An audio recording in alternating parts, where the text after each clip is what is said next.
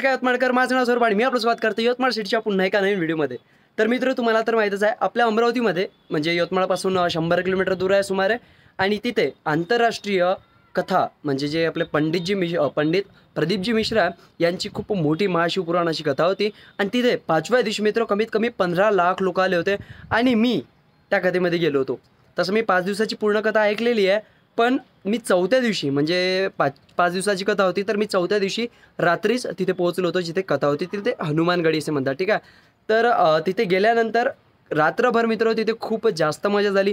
म्हणजे तिथे भजन होते, सुंदरकांड वगैरे झालं आणि ते सर्व मी या व्हिडिओमध्ये रेकॉर्ड केलेलं आहे। सोबतच मित्र, यवतमाळ सिटीतर्फे माझ्यातर्फे म्हणजे आपल्या परिवारातर्फे म्हणजे तुम्हीसुद्धा तुमच्याकडून सुद्धा आपण तिथे छोटीशी सेवा केलेली आहे, चॉकलेट्स आणि बिस्किटचं वाटप केलेलं आहे, तर तो सुद्धा मी या व्हिडिओमध्ये दाखवणार आहे। सोबतच तिथे हनुमानगडीला म्हणजे 5 दिवसाच्या आंतरराष्ट्रीय जी कथा झाली होती त्यामध्ये काय काय होते म्हणजे जेवणाची काय सोय होती तुम्हाला माहिती आहे का? एका जणाने केळ्याचा वाटप केला होता, फक्त केळी आणि जे फळ असते ना फळांचा वाटप केला, तब्बल 21 लाख रुपयाचा त्यांनी फळांचा वाटप केलेला आहे। तर अशा खूप साऱ्या गोष्टी आहेत तिथे ज्या तुम्हाला या व्हिडिओमध्ये पाहायला मिळणार। चौथ्या दिवशी रात्रभर गोंधळ, सुंदरकांड, भजनी वगैरे खूप सुंदर चालू होते, ते सुद्धा मी या व्हिडिओमध्ये ॲड केलेलं आहे। 5व्या दिवसाची छोटीशी क्लिप कथेची मी ॲड केलेली आहे।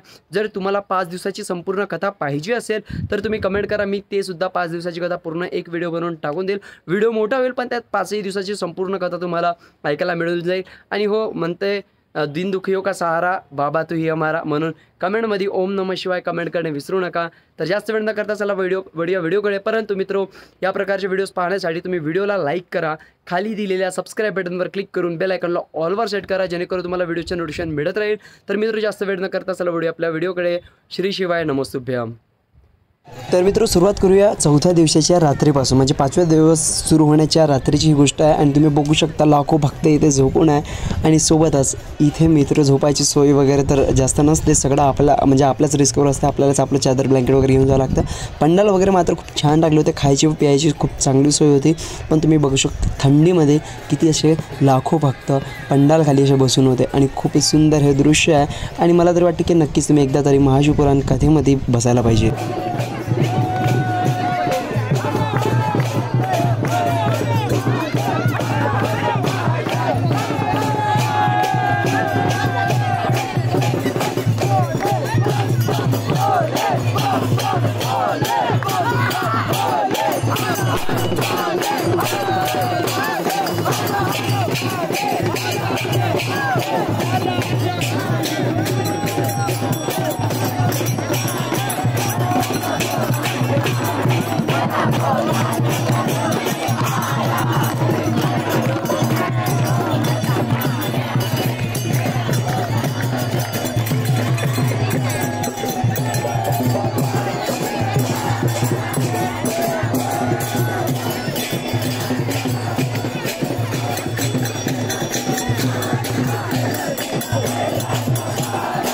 हजारो भक्त इथे नाचत वगैरे होते, गोंधळ वगैरेच करत होते, काही लोक इथे हनुमान चालीसा वाचत होते आणि मी सुद्धा इथे मस्त थिरकलो मात्र। आणि मित्र, तुम्हाला माहिती आहे का, जीवनात कधीतरी एक वेळा तरी तुम्ही या महाशिवपुराण कथेला जाऊन बघा, तुम्हाला एक वेगळाच आनंद आणि एक्सपिरियन्स मिळत। सोबतच असे म्हणतात की तुमचे दुःखसुद्धा दूर होईल।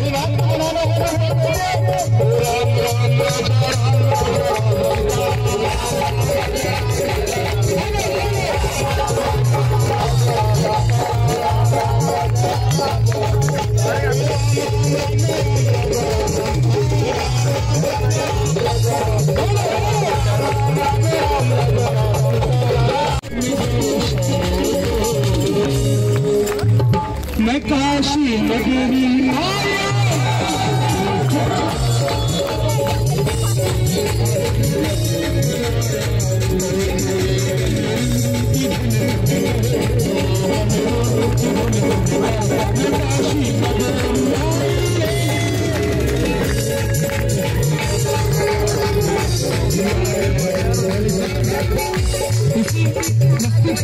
उसके हवाओं के साथ शिव पुराण का मूल मंत्र के साथ सभी मिलकर जाप करेंगे।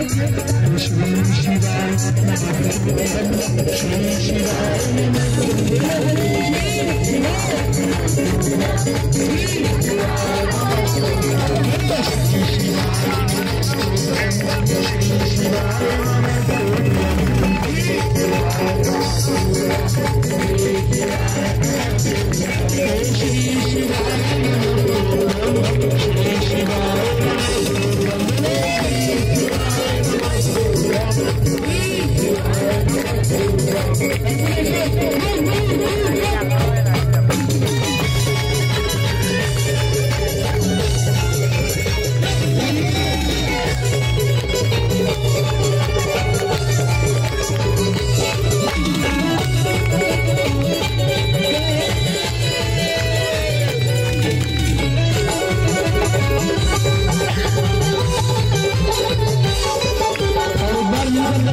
आपके चरणों में एक भोला सब दुख पाप हमारे भोला अखिया तो पूरी मानता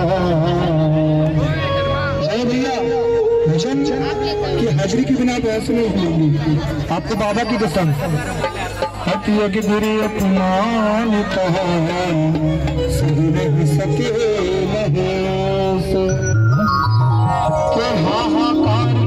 मित्र रात्रभर तो झोपायला मिळालाच नाही. आम्ही कमीत कमी 2 तास झोपलो असेल, ते पण 5 ते 7 असं म्हटलं तरी चालते. आणि त्यानंतर आम्ही जे बिस्किट वगैरे आणले होते, बिस्किटचे पूर्ण 5 ते 6 पॅकेट आणले होते आम्ही, आणि त्याचं वाटप करणं मात्र आम्ही सुरू केलेलं आहे.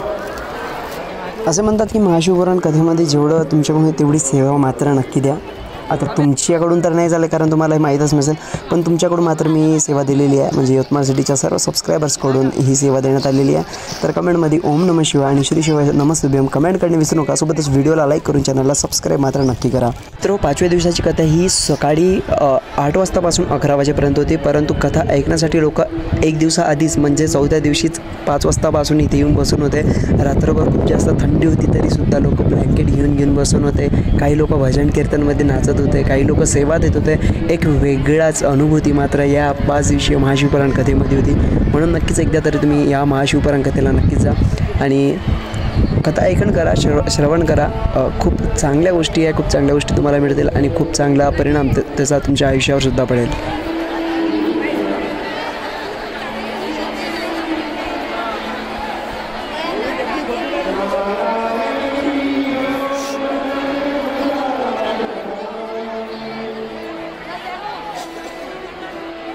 मित्र बिस्किट्स आणि चॉकलेट आम्ही वाटून गेले.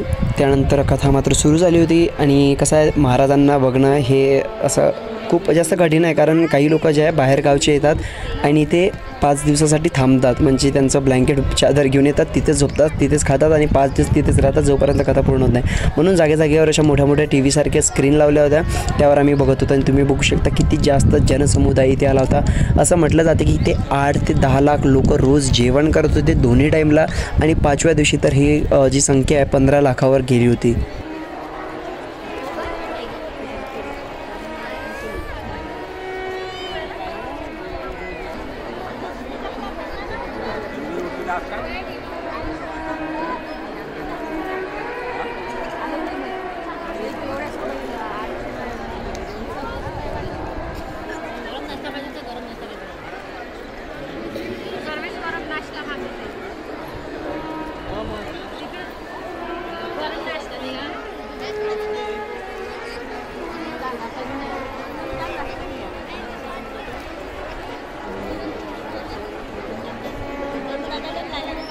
कथा सुरू असतानाच मला भूक लागली होती, म्हणून मी जे मसाले भात वगैरे फळं वगैरे होते ते घ्यायला आलो होतो. तर बघा मित्र, पंडालमध्ये आतमध्ये बसायला जागा नव्हती, म्हणून कमीत कमी 1 ते 1.5 लाख लोक असे बाहेर बसून होते. आणि ते मोठ्या मोठ्या स्क्रीन लावल्या होत्या आणि त्यावर मात्र लोक जे आहे महाशिवपुराणची कथा ऐकत होते. तुम्ही बघू शकता किती जास्त ही गर्दी आहे.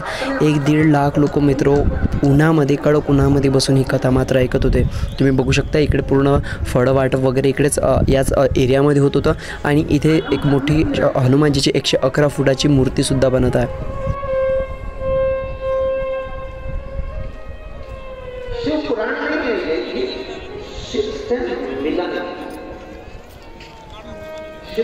मित्र मी थोडा आउटसाईड गेलो तुम्हाला पूर्ण दाखवण्यासाठी. तुम्ही बघू शकता हे सर्व लोक आहे आणि ते जे तुम्ही टेंट बघत आहे त्या एका टेंटमध्ये कमीत कमी 1-1 लाख लोक बसले होते, चिपकून बसले होते.